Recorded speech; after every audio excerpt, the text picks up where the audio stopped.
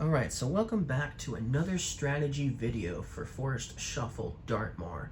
For this video, we'll be going over the paw strategy. Now, the paw strategy is actually pretty strong. I don't know if it's the strongest, but it's a lot stronger than the reptile strategy and amphibian strategy in this game.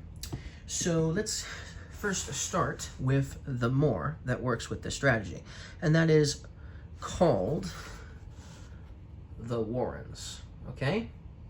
And it looks like a little, a burrow, for instance. So anyways, so this one, if you satisfy its binocular bonus, you get to play a mammal for free. A paw animal for free. That's nice. And then you score 2 points for every paw animal you have. Now, what mammal would be a good one to play for free? Well, that's gonna be the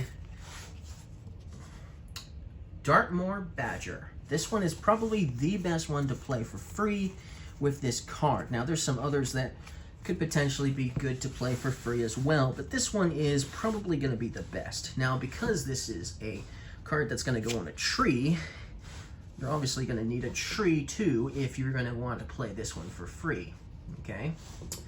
And so the way the Dartmoor Badger is going to work is you get to actually put any number of rabbits on this tree or shrub that the Dartmoor Badger is going to be on. And it's also worth 2 points for every paw animal you have. So that's 2 cards right there that score you points for, the amount of paw animals you have, okay? And so what's interesting about the rabbits in this game is, well, let's grab one. So this is the Dartmoor Black Rabbit, okay? And it actually can't play rabbits onto another rabbit. So like with the original Forest Shuffle game, you could continuously play rabbits on the same side as another rabbit. But this one does not have that ability. It does not have that way of doing it, okay? But it does have another ability. But we'll get to that in a moment. First, let's place the Dartmoor Badger back onto this tree. Now you'll notice it says you can play any number of rabbits on this tree or shrub. And so I could actually play a rabbit on this side. That is allowed. This is allowed. This is a legal move. Isn't that cool? Okay, now I could also play a rabbit on the other side too, as well. And I could also play another rabbit onto a rabbit, okay? That's the general idea. But what the rabbit ability does is it allows you to play any number of rabbits from your hand at the time you play it. So if I play this rabbit right now, I could play another rabbit on the same turn, and I could play another rabbit over here on the same turn, and if I had more, I could just continuously play rabbits. And there's 11. There's 11 of these rabbits. So you could potentially have a hand full of rabbits, getting to play numerous of them at the same time, several of them potentially. So that's a nice ability. And if you have the Dartmoor Badger already on a tree, then that makes it much easier to play your rabbits. And then your rabbits are worth 1 point per rabbit you have as well. So that's one of the good strategies with the paw strategy. That's one of the good ones. There's another good one though, okay? And so that's gonna be, first of all, we're gonna need a bird for this. So the buzzard, that's where the buzzard comes in. So the buzzard is only gonna score you points for every rodent you have. It does not score you points based on paw animals, just rodents. So you could almost say the rodent strategy could potentially be a separate strategy from the paw. But once again, rodents in this game are, well, So anyways, like I was saying, so it's going to score you 2 points for every rodent you have. And the cool thing is, in this game, each rodent, while it has its own icon as a rodent, it's also considered a paw animal as well. So the Dartmoor Badger here would score you 2 points if you had a field vole as well, for instance. or one of the other rodents, right?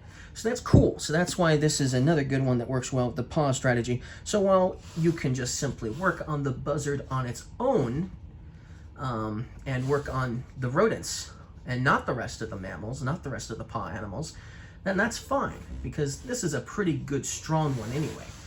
But them working together, paw, or whether it's paw, just paw, or both paw and rodent, them working together is even better.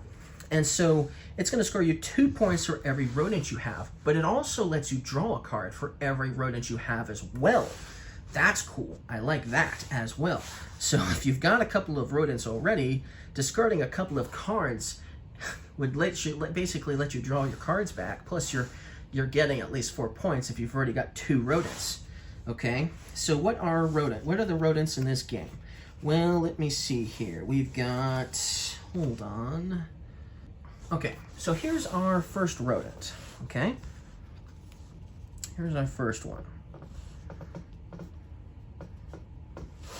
Okay, so the wood mouse.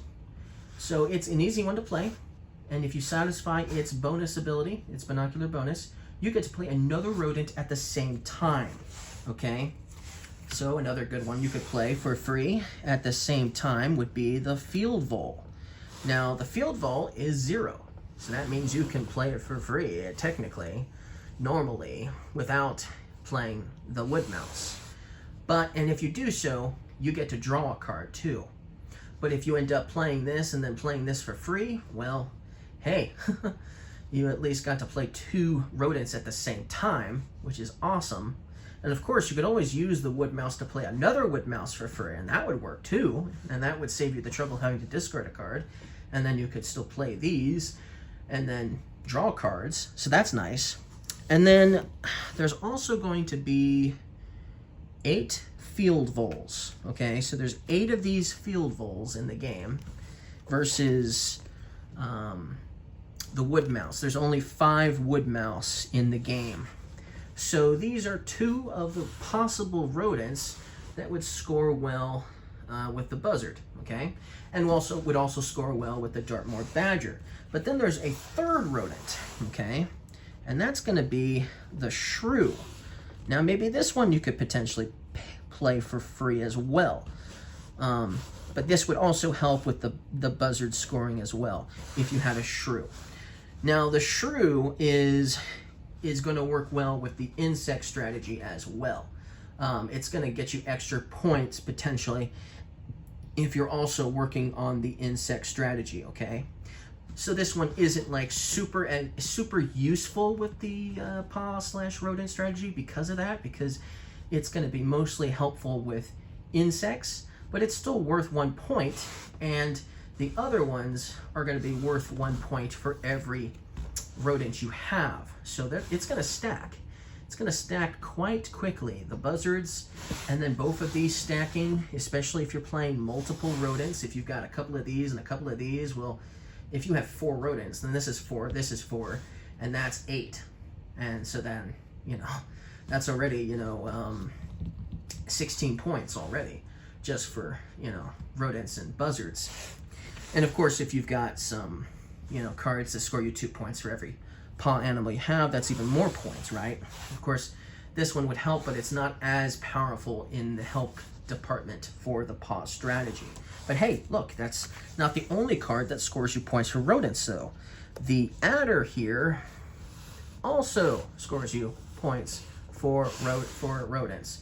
It scores you points for reptiles, but it scores you 1 point for every rodent you have as well. So that's another potential addition. It's not as strong as the buzzard, especially because of that reasoning, because it's also scoring points for reptiles if you're not working really on reptiles. But hey, this is a reptile, so it's already scoring 1 point for itself anyways. So yes, that's another good card that would work well with the paw strategy. So, or the rodent strategy for that matter. And then there's only 2 more paw animals in the game, okay? So the otter, which we've talked about in the reptile strategy, is a paw animal, and that would help score you extra points if you had some otters, which is another reason why the reptile strategy and paw strategy work well together.